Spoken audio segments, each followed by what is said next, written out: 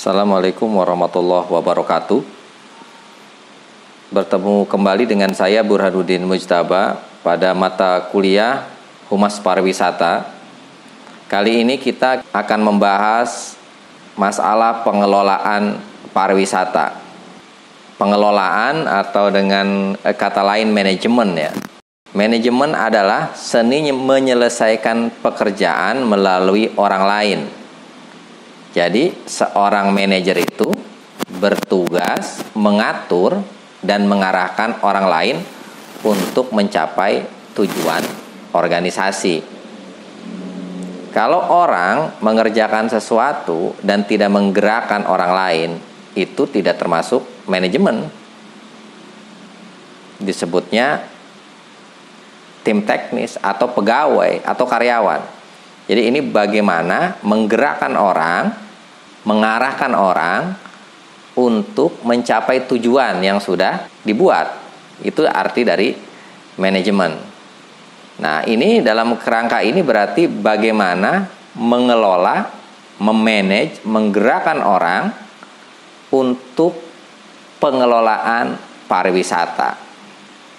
Manajemen yang baik pastilah dia efektif dan efisien. Agar manajemen menjadi efektif itu memerlukan penguasaan atas orang-orang yang akan dikelola. Jadi kalau orang-orang yang akan dikelola tidak bisa dikuasai, fungsi manajemen menjadi tidak akan berjalan. Karena orang tidak akan mau diarahkan untuk melakukan ini atau melakukan itu. Masing-masing berjalan dengan sendirinya dan itu bukan manajemen artinya. Itu jadi anarkis ya, tidak terkendali begitu. Nah, di tingkat individual, orang akan mulai mengatur hidupnya begitu ia bisa mandiri. Saya bangun tidur jam sekian. Nanti habis bangun tidur mandi, habis mandi sarapan, habis sarapan berangkat kerja, habis kerja pulang. Itu juga termasuk manajemen tetapi di tingkat individu. Ada yang manajemen di tingkat sosial.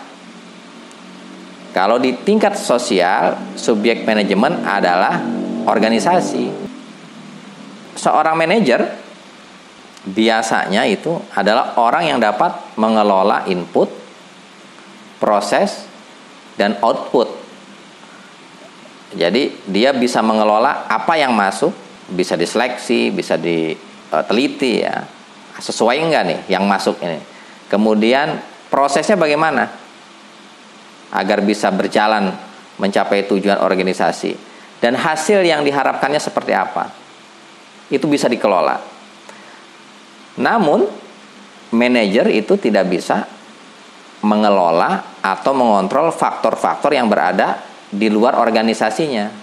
Meskipun faktor-faktor tersebut ikut menentukan bagaimana organisasi tersebut berjalan. Jadi, manajer itu adalah bisa mengelola, mengontrol apa yang ada di dalam kendalinya, tetapi di luar organisasi dia nggak bisa melakukan kontrol. Maksudnya seperti apa? Jadi misalnya begini, kita bisa mengatur karyawan A bisa mengantar barang dari kota B ke kota C. Kita bisa mengatur agar menggunakan mobil truk tertentu, menggunakan satu orang sopir dan satu orang karnet, berangkat dari jam 7 sampai tujuan jam 10 misalnya. Nah, itu bisa kita kelola. Tetapi manajer itu tidak bisa mengelola faktor-faktor yang berada di luar organisasi. Misalnya, tiba-tiba ada demo yang menghadang kendaraan tersebut bisa mencapai lokasi tujuan tepat waktu. Nah, ini mengganggu dan itu di luar area, di luar kekuasaan, di luar kontrol dari manajer. Karena demonstrasi itu ternyata adanya di tempat lain yang mendemonstrasi misalnya untuk urusan-urusan lain, bukan urusan-urusan perusahaan. Jadi itu tidak bisa dikendalikan. Slide berikutnya, di dalam manajemen itu ada prinsip-prinsip. Orang sering yang mudah diingat itu adalah POAK. POAK ini merupakan singkatan dari planning, organizing, actuating, dan controlling. Ini yang cukup terkenal ya, prinsip manajemen ini. POAK ini sebenarnya prinsip manajemen yang sudah lama ya, yang sudah lama diperkenalkan oleh George R. Kelly. Kita bahas satu-satu ya. Jadi yang pertama itu planning. Planning itu adalah rencana. Jadi suatu proses menyusun suatu kerangka kerja. Kerangka kerjanya ini yang objektif guna mengejar tujuan yang ingin dicapai sebuah organisasi atau perusahaan. Nah, dalam membuat sebuah rencana, yang perlu dibahas adalah tujuannya. Apa tujuan dari rencana ini? Goalnya apa? Kemudian apa yang harus dilakukan untuk mencapai tujuan tersebut? Nah, membuat keputusan juga merupakan bagian dari proses planning. Keputusan yang diambil harus memperhatikan masa depan dan setiap keputusan yang dibuat harus berhubungan dengan tujuan yang ingin dikejar atau mendukung dalam mencapai tujuan tersebut. Proses planning ini cukup penting. Tanpa ada perencanaan, tanpa ada planning, ya tentu saja tidak akan ada tujuan, tidak ada akan goal, tidak akan ada hasil. Jadi proses planning penting karena berperan dalam menggerakkan seluruh fungsi manajemen dalam sebuah bisnis. Ketika kita sudah merencanakan sesuatu, kemudian kita sampaikan kepada anggota organisasi, jadi semua anggota organisasi mengetahui, oh ya ternyata organisasi ini bertujuan seperti ini. Dan ini bisa menggerakkan anggota organisasi untuk mencapai tujuan tersebut. Nah, dengan memiliki sebuah rencana, setiap individu atau divisi atau bidang ya dalam organisasi jadi memiliki arah. Oh iya, karena tujuannya begini, maka saya akan melakukan ini. Planning ini bisa membantu mengeliminasi hal-hal yang tidak penting atau kurang membantu ya dalam mencapai tujuan bisnis. Ada beberapa faktor yang perlu dipertimbangkan dalam membuat planning ya. Ada lagi, orang sebutnya disingkat menjadi SMART. Kalau Anda pengen membuat perencanaan yang baik, Anda bisa pakai rumus SMART ini. SMART itu apa? Yang pertama, S itu spesifik. Jadi perencanaan itu harus jelas maksud dan tujuannya. Juga sumber daya yang diperlukan itu harus jelas. Yang kedua adalah M, measurable. Jadi rencana planning itu harus bisa diukur kesuksesannya. Ini bisa, kalau ini berhasil, berapa persen bisa berhasilnya. Rencana yang dibuat harus masuk akal. Wah, kita bikin organisasi, tujuan organisasi komunitas layang-layang kita adalah bagaimana agar layang-layang kita bisa mencapai ke bulan, misalnya begitu.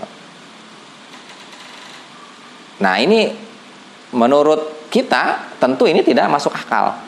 Karena ini cuma sekedar komunitas penggemar layang-layang, tapi punya tujuan agar layang-layangnya bisa sampai ke bulan. Itu termasuknya dalam kategori angan-angan. Tapi kalau yang merencanakan ini adalah lembaga tertentu ya, semacam NASA ya, lembaga antariksa dari Amerika Serikat, rencana itu masuk akal. Tetapi kalau yang merencanakan ini adalah organisasi, sekedar komunitas iseng-iseng, ini menjadi, tujuan ini menjadi tidak masuk akal. Selain itu, setelah A adalah R, realistis, realistik. Jadi dalam membuat rencana, kita perlu berpikiran realistis. Jadi mirip yang achievable ya. Rencana yang dibuat harus sesuai dengan keadaan bisnis. Kita punya uang berapa, kita punya SDM berapa, punya orang berapa, harus diukur. Yang ketiga adalah waktu, time, smart time. Jadi setiap membuat rencana, pastinya kita harus menentukan batas waktu kapan rencana tersebut harus dimulai dan diselesaikan. Hal ini penting karena sebuah rencana akan selalu menjadi rencana jika tidak dijalankan, dan berguna untuk mengevaluasi cara kerja atau hasil dari rencana tersebut. Prinsip manajemen yang kedua adalah organizing.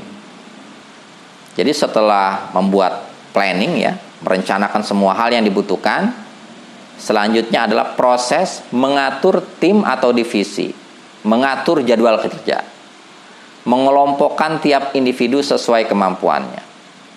Organizing ini menuntut suatu bisnis untuk memanfaatkan segala sumber daya yang dimiliki. Jadi apa yang dimiliki kita organisasi. Terutamanya adalah sumber daya manusia. Jadi dalam mengubah rencana ke dalam bentuk aksi yang nyata, inilah yang disebut organizing. Proses ini akan menghasilkan pembagian tugas atau tim dengan tugas yang lebih spesifik. Hasil dari perencanaan yang telah dibuat ini perlu diteruskan ke grup yang lebih besar. Dimulai dari divisi yang ada di perusahaan ya. Tiap divisi biasanya memiliki tugas masing-masing untuk mengimplementasikan konsep dasar untuk mencapai tujuan tersebut. Nah, dengan mendistribusikan konsep, rencana, planning yang tadi, tiap divisi dalam struktur organisasi diharapkan dapat menjalankan rencana sesuai prosedur. Jadi lebih sistematis menjalankan pekerjaannya. Nah, banyaknya individu, biasanya kan di organisasi banyak individu ya, di tiap divisi harus berdasarkan kebutuhan. Jadi jangan sampai divisi tertentu pekerjaannya sedikit tapi orangnya banyak, atau sebaliknya. Jadi harus berkeadilan. Kurangnya personil untuk tiap divisi bisa menyebabkan masalah. Tapi hal yang sama juga bisa terjadi jika terlalu banyak personil. Organizing ini juga memastikan rencana yang sudah ada berjalan dengan mulus.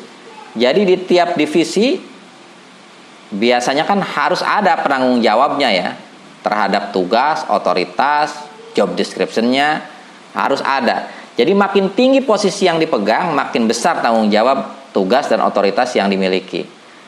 Prinsip dasar pengelolaan ini akan menjaga bisnis tetap berjalan sesuai alur yang direncanakan di awal. Nah, dengan memastikan rencana yang sudah ada berjalan secara mulus, ini akan bisa diterapkan dalam proses organizing. Yang ketiga, prinsip manajemen itu ada yang disebut actuating. Actuating itu adalah mengimplementasikan rencana. Mengimplementasikan rencana ke dalam bentuk aksi menjadi langkah yang penting untuk mencapai sukses dalam bisnis. Nah, dalam hal ini, tiap divisi diharapkan mulai bisa mengerjakan tugasnya sesuai deskripsi pekerjaan masing-masing ya, yang sudah ada di planning tadi. Dengan rencana matang dan proses aktualisasi yang sesuai dengan prosedur yang sudah ditetapkan, sistem manajemen bisa berjalan dengan halus. Tapi untuk mewujudkan hal ini, jadi diperlukan kerja keras, kerja cerdas, dan kerjasama. Jadi semua orang di dalam organisasi itu harus seirama dalam mengeksekusi rencana. Dengan kata lain, actuating ini merupakan bagian dari misi. Jadi kalau yang tadi rencana yang dibuat menjadi bagian dari visi, yang actuating ini menjadi misi. Mengeksekusi atau mengaktualisasi rencana kerja harus sesuai program kerja yang sudah disiapkan. Jadi actuating itu berpedoman pada planning yang sudah dibuat. Tentu saja dalam praktiknya pasti akan ada yang berubah ya. Tidak semua harus 100%, tetapi setidaknya panduannya sudah ada dengan adanya planning tadi. Jadi tiap divisi dan individu yang bertanggung jawab pada suatu kegiatan harus bekerja sesuai dengan tugas yang dibebankan. Dia tugasnya apa, perannya apa, keahliannya apa. Itu harus sesuai dengan planning.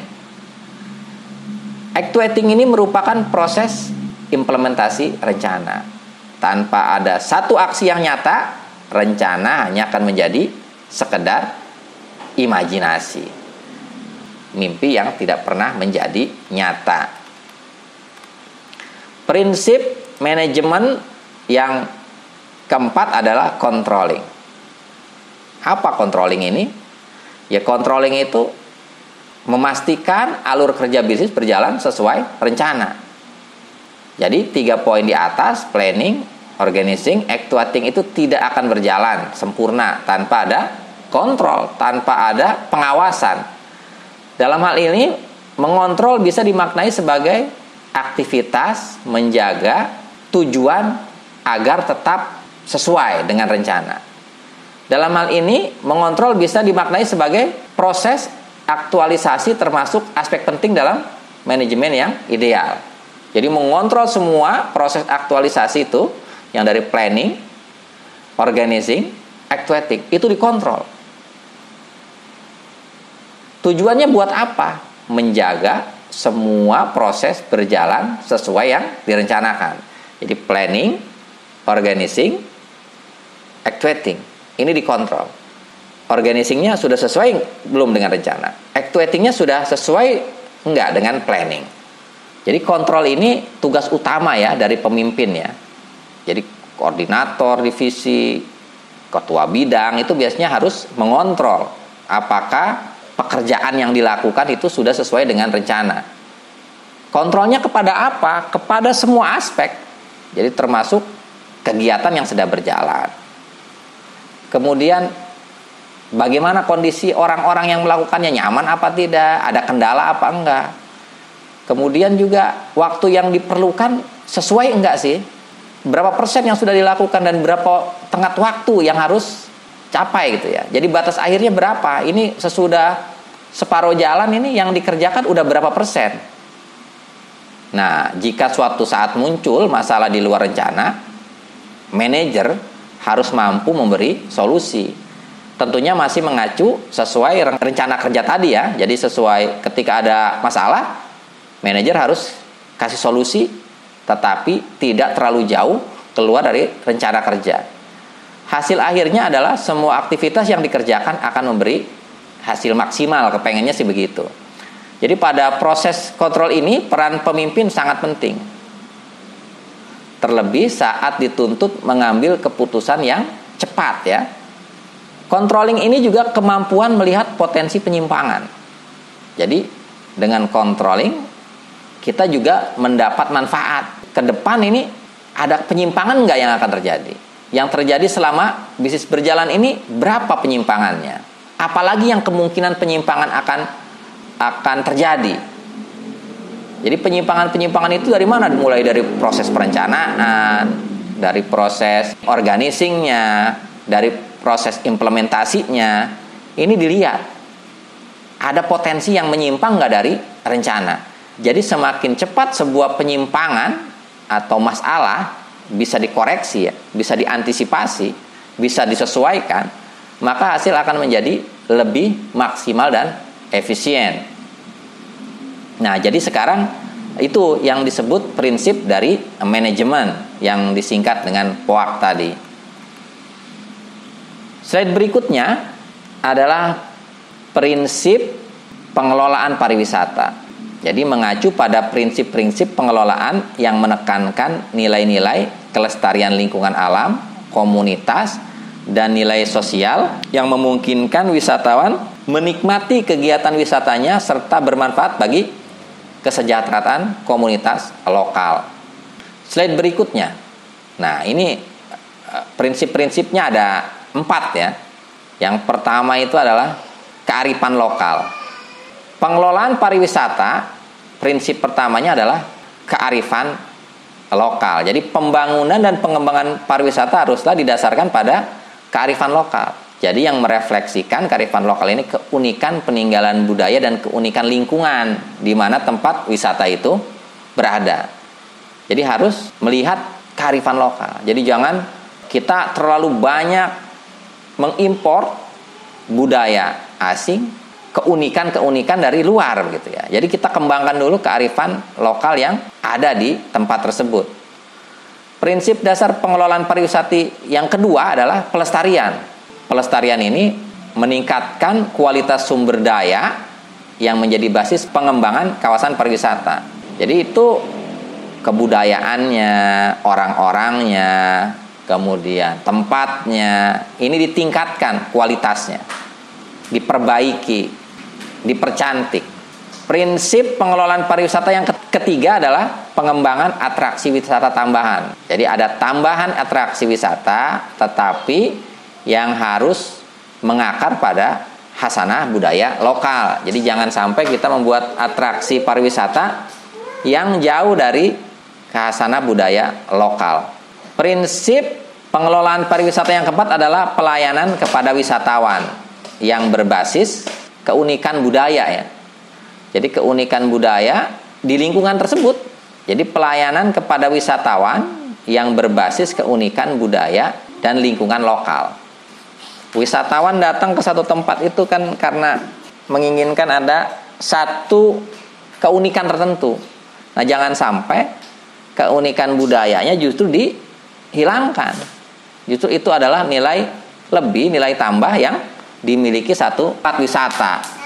Slide berikutnya, prinsip keseimbangan pengelolaan pariwisata. Jadi, dalam mengelola pariwisata ini, seorang manajer juga harus memperhatikan prinsip-prinsip keseimbangan. Keseimbangan antar berbagai elemen ya, yang berinteraksi dan mempengaruhi pariwisata itu sendiri. Prinsip-prinsip keseimbangan yang perlu mendapatkan perhatian diantaranya adalah, kita lihat di slide, pembangunan versus konservasi. Kita tahu pariwisata tidak hanya menyangkut bagaimana membangun dan mengelola suatu kawasan menjadi objek wisata. Namun pengelolanya harus mempertimbangkan prinsip-prinsip keberlanjutan. Dan juga harus ada proteksi baik dari aspek ekonomi, aspek budaya, dan juga aspek lingkungan.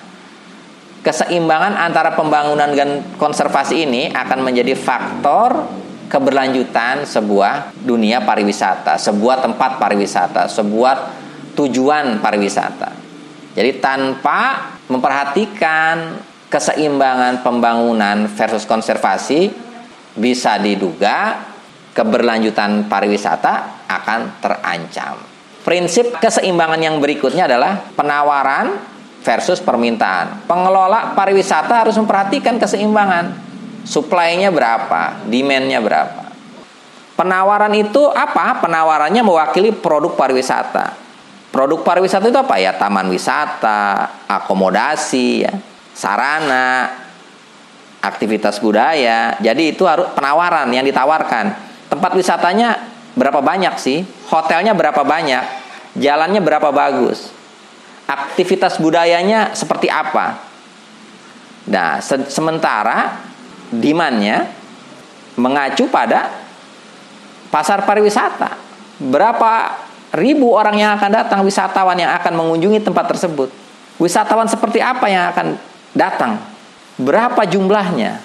Dari mana mereka datang? Di mana mereka akan menginap? Berapa uang yang akan mereka keluarkan?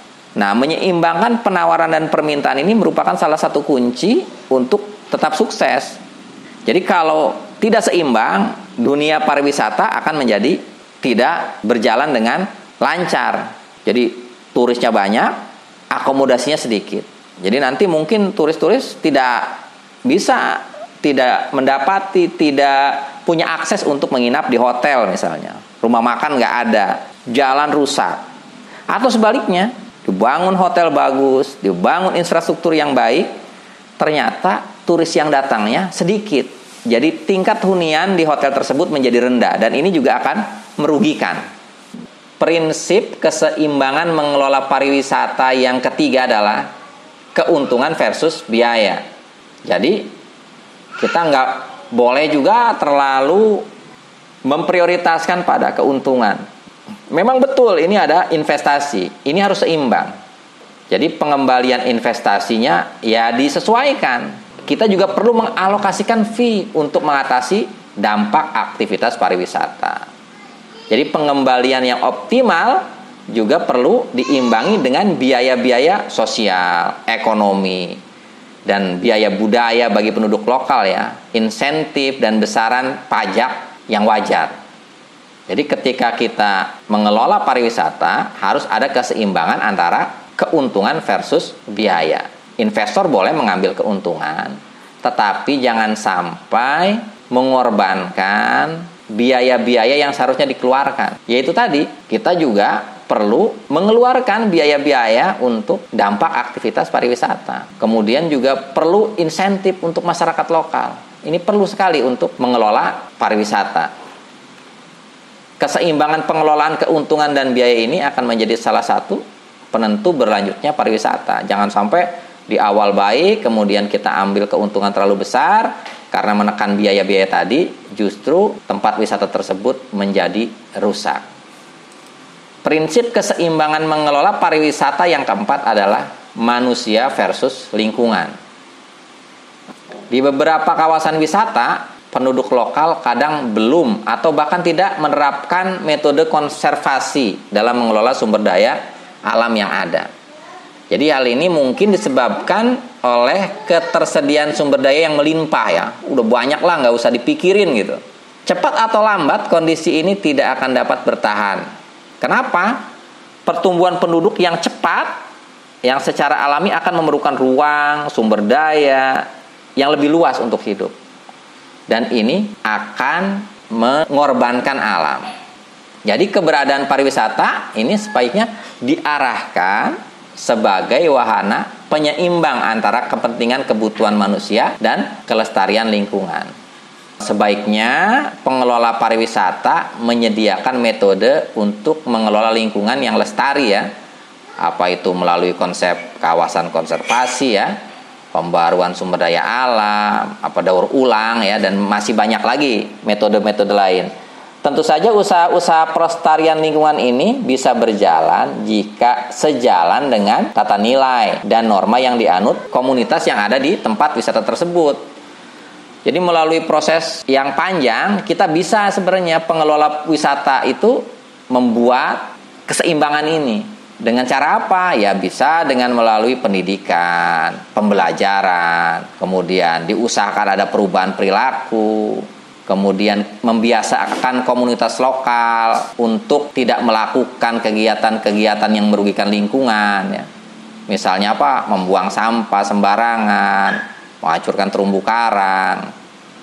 Nah, kalau misalnya tempat wisata tersebut terkait dengan terumbu karang misalnya, orang datang karena ingin menikmati terumbu karang, sementara penduduk lokalnya suka mencari ikan dengan cara meledakan ya, dengan bom ikan. Nah, ini juga perlu diberi pemahaman, diberi pengetahuan bahwa kalau terus-terusan mereka melakukan usaha-usaha yang merusak lingkungan, lama-lama lingkungannya menjadi rusak dan wisatawannya akan berkurang atau hilang sama sekali. Dan ketika wisatawannya hilang, maka pendapatan masyarakat lokal juga akan hilang. Nah, ini yang perlu diseimbangkan. Slide berikutnya, pengelolaan pariwisata juga memiliki peran yang strategis. Di bidang apa ini peran yang strategisnya? Yang pertama itu adalah melindungi sumber daya alam. Jadi kalau kita lihat di mana-mana, umumnya pengembangan kawasan wisata itu akan diikuti oleh degradasi sumber daya. Disebabkan apa ini ya? Disebabkan oleh banyak hal, oleh pertumbuhan penduduk, kemudian pengembangan industri pariwisata yang gencar ya, tidak terkendali. Ini akan menjadi konsekuensi logis, punya dampak sumber daya alam yang rusak. Jadi pariwisata jika dikelola dengan baik justru terbalik, mampu menjadikan solusi ekonomi untuk memproteksi sumber daya alam dan lingkungan. Dengan pengelolaan yang baik, begitu ada ramai kunjungan wisatawan, orang-orang yang merusak lingkungan, pembangunan yang tidak terkendali itu harus cepat-cepat diingatkan. Dengan terjadinya ketidakseimbangan ini, pengerusakan lingkungan ini, otomatis dia akan menutup, akan membuat hilangnya wisatawan yang akan datang. Jadi dengan menjaga wisatawan yang akan datang itu adalah dengan cara menjaga lingkungan. Itu juga menjadi peran strategis ya bagi pengelolaan wisata. Jadi kalau Anda pengen wisatawan tetap datang di sini, Anda harus ikut jaga lingkungan ini. Karena kan kita sama-sama mencari hidup dari pariwisata. Peran strategis yang selanjutnya adalah ekonomi yang stabil ya. Artinya keberlanjutan ekonomi. Jadi kecenderungan industrialisasi dan perkembangan ekonomi global ini akan mengarah pada kesaling tergantungan ya, pada impor atau juga yang disebut menguras devisa negara. Setiap negara berlomba-lomba untuk mengekspor agar bisa menarik devisa asing. Nah, pengembangan pariwisata ini menjadi salah satu solusi masalah tersebut. Pariwisata ini seperti menyediakan produk ekspor. Bagaimana ini produk ekspor? Orang-orang yang datang itu akan membelanjakan uang dari negaranya masing-masing. Jadi seperti ketika satu orang wisatawan datang membelanjakan uangnya di Indonesia misalnya, di tempat wisata, menginap di hotel, makan di restoran, dalam satu pekan kunjungan dengan keluarga, dia mengeluarkan uang 100 juta misalnya. Itu sama saja kita dengan mengekspor beras, mengekspor kerajinan tangan seharga 100 juta dalam konteks devisa ya. Jadi itu akan memasukkan devisa ke dalam negeri. Dan kemudian distribusi ekonominya akan sampai ke masyarakat bawah. Karena kan wisatawan itu akan masuk ke pedesaan ya biasanya. Di sana akan menciptakan pendistribusian pendapatan. Jadi orang-orang wisatawan akan belanja di tempat wisata tersebut, kemudian membeli souvenir ya, kuliner, kerajinan tangan. Nah, ini akan mendistribusikan pendapatan kepada ekonomi masyarakat yang lebih bawah. Peran strategis pengelolaan pariwisata yang berikutnya adalah integritas budaya. Jadi ketika berkembang dunia pariwisata, ini akan terjadi hubungan timbal balik antara wisatawan dan komunitas lokal. Ada orang asing datang ke tempat kita, ini akan terjadi dialog budaya.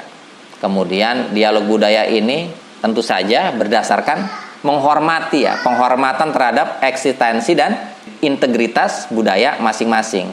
Ini juga menjadi peran strategis. Jangan sampai justru terbalik. Jika elemen integritas budaya ini hilang, maka dapat dipastikan sebaik apapun kawasan wisata yang dibangun, lambat laun akan ditinggalkan karena dia sudah tidak punya ciri khas budayanya.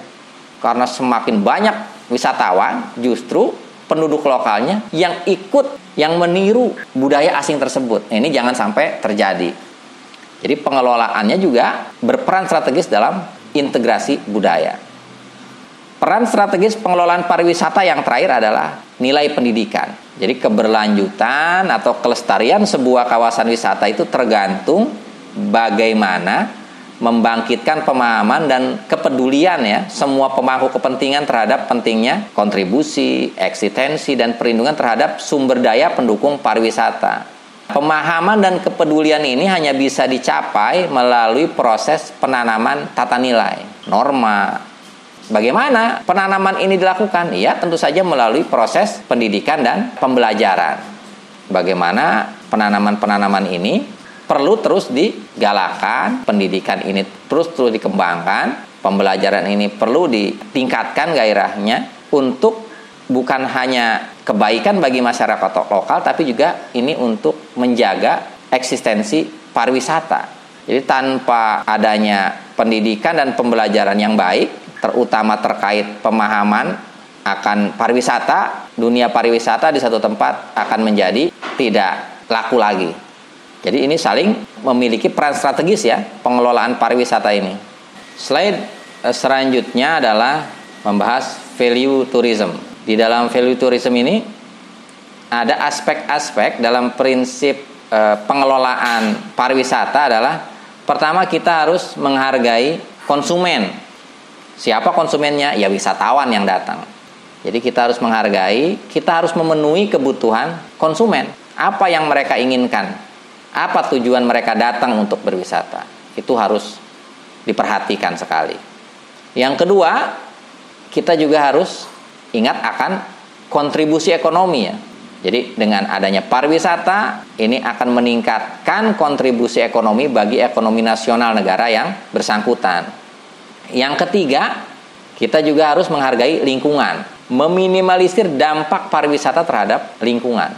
Karena kita tahu setiap ada pariwisata, yang paling punya dampak yang cukup buruk itu adalah lingkungan. Value tourism yang keempat adalah mengakomodasi kebutuhan dan keinginan negara tuan rumah yang menjadi tujuan wisata. Apa keinginan negaranya? Pengelola pariwisata harus tahu. Misalnya di tempat-tempat tertentu, katakanlah di Banten misalnya, yang mayoritas penduduknya beragama Islam, pemerintah di Banten tentu akan mendukung apa yang diinginkan masyarakat secara umum. Mereka misalnya menginginkan agar wisatawan yang datang tidak terlalu terbuka auratnya ya, atau meminimalisir wisatawan mengkonsumsi alkohol di tempat umum misalnya seperti itu. Jadi ini harus diakomodasi kebutuhan-kebutuhan ini. Value tourism yang kelima adalah menyediakan pengembalian finansial yang cukup. Ini juga harus menjadi perhatian. Untuk membangun wisata itu perlu investasi yang cukup besar. Nah, ini harus juga dibela. Bagaimana agar pengembalian secara finansial ini bisa berjalan secara lancar bagi orang-orang yang berusaha di dunia pariwisata. Slide selanjutnya, pemangku kepentingan pariwisata. Kita tahu tujuan dari manajemen atau mengelola pariwisata adalah menyeimbangkan pendapatan ekonomi, perlindungan lingkungan, dan pelestarian budaya.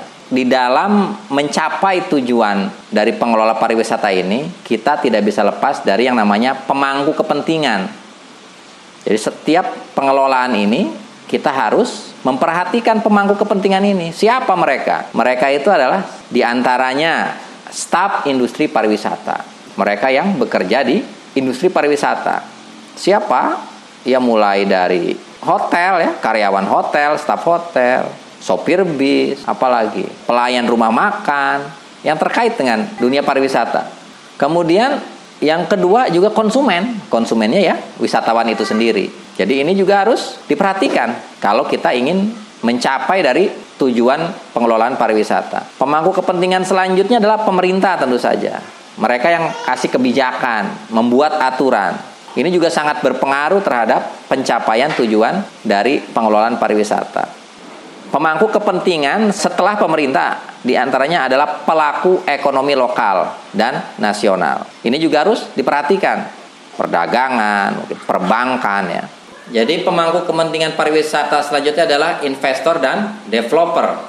Ini adalah orang-orang yang mungkin tidak secara langsung turut serta datang ke tempat wisata untuk mengusaha, tapi uangnya lah yang datang, menginvestasikan untuk pembangunan hotel, untuk pembangunan sarana-sarana pariwisata. Pemangku kepentingan pariwisata yang lain adalah pemerhati dan penggiat lingkungan. Ini juga harus diperhatikan kalau tujuan dari pengelolaan pariwisata ini bisa berhasil. Pemerhati dan penggiat, dan terutama pastinya juga pengkritik ya. Ada juga pemerhati dan penggiat budaya. Jadi kalau yang tadi adalah pemerhati dan penggiat lingkungan, ada juga orang yang biasanya memperhatikan penggiat budaya. Ini juga harus menjadi rekan kerja bagi pengelolaan pariwisata. Nah, yang lebih penting lagi, pengelolaan pariwisata juga harus memperhatikan pemangku kepentingan yang dinamakan masyarakat tuan rumah.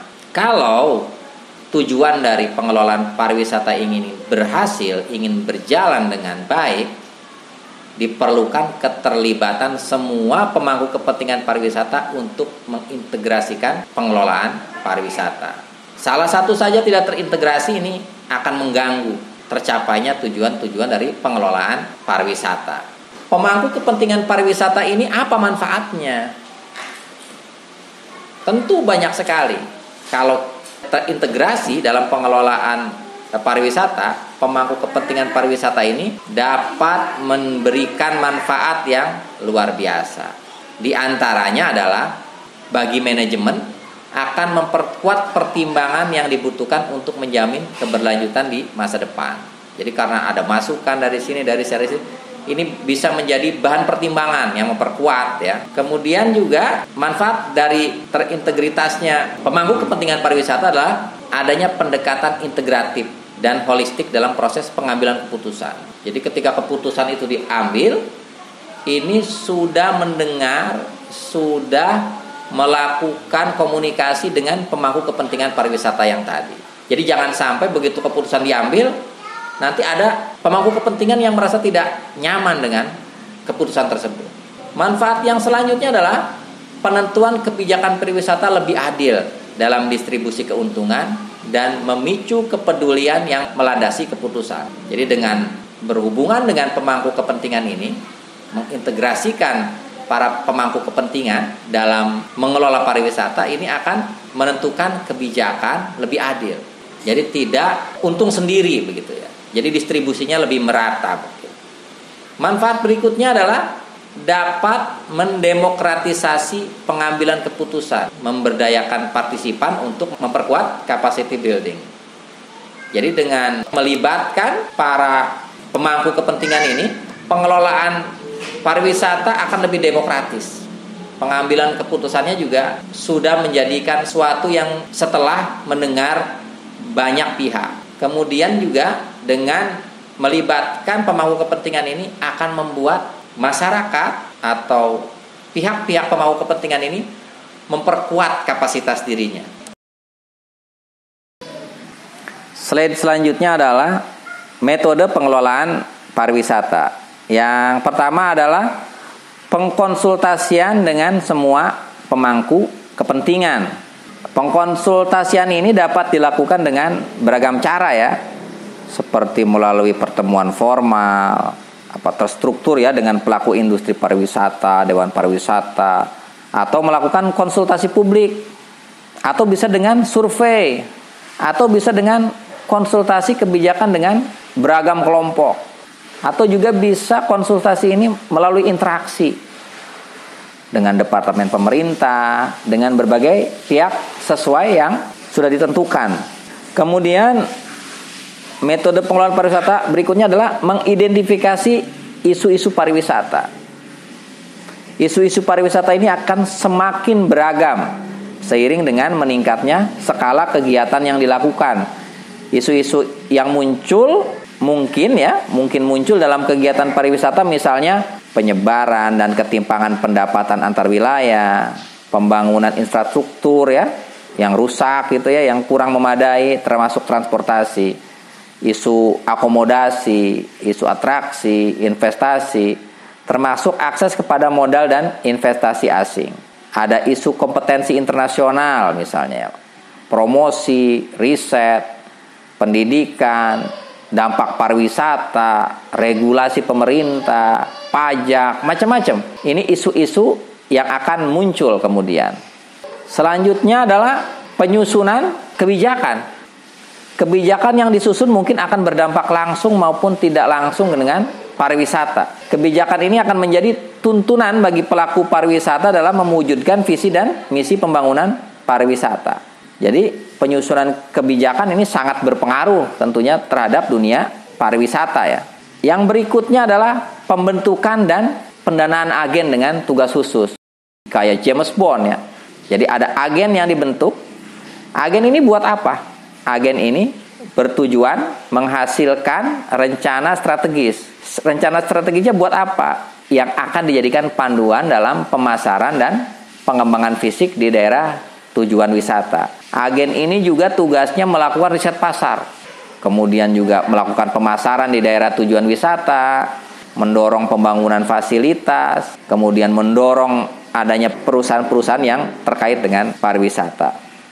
Metode pengelolaan pariwisata berikutnya adalah penyediaan fasilitas dan operasi. Jadi hal ini terutama berkaitan dengan situasi di mana pelaku usaha tidak mampu menyediakan fasilitas secara mandiri. Nah, makanya pemerintah berperan dalam memberi modal usaha, pemberian subsidi ya kepada fasilitas dan pelayanan yang vital. Jadi ada fasilitas dan pelayanan vital tetapi tidak mampu membiayai dirinya sendiri. Tetapi dalam jangka waktu panjang ini menjadi penentu keberhasilan pembangunan pariwisata. Metode pengelolaan pariwisata berikutnya adalah penyediaan kebijakan fiskal, regulasi, dan lingkungan sosial.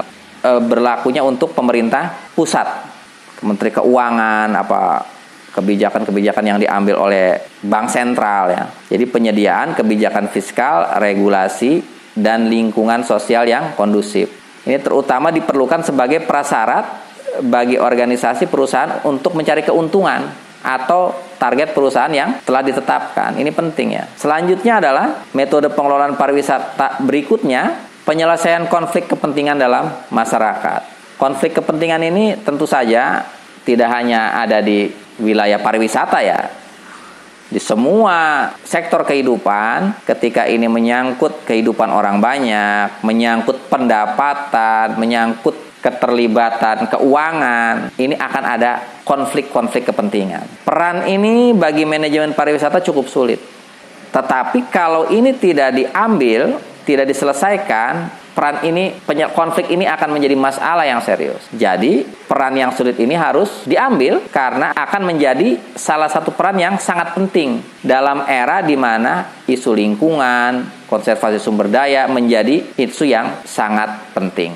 Untuk tema pengelolaan pariwisata kali ini dicukupkan sekian. Mohon maaf atas banyak kekurangan dari penyampaian materi kuliah kali ini. Terima kasih atas perhatiannya. Diakhiri, Assalamualaikum warahmatullahi wabarakatuh.